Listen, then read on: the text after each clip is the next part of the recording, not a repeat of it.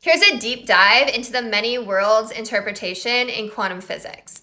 So you might be familiar with the double slit experiment, which taught us that things like photons of light and electrons, which are matter, even though they act or they look like particles and sometimes act like particles, they're actually waves. So quantum physics tells us that before we measure these things, they exist on a wave function. So you can think of a wave function like a cloud or a realm of possibilities of where these could fall in space. Let's say it's an electron. So there's this cloud and the electron could be at any single point within this cloud. That's the wave function. Now the double slit experiment taught us that when we observe something, it changes, right? So as soon as we measure and observe an electron, that wave function collapses. That's what they call it. It collapses. And all that means is that we can pinpoint that electron in a single place in space.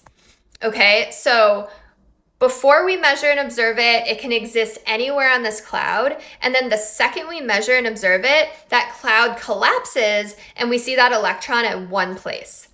So the many worlds theory of quantum physics tells us that electron actually exists in every single possible place in that cloud in different parallel realities, in different parallel worlds, parallel timelines.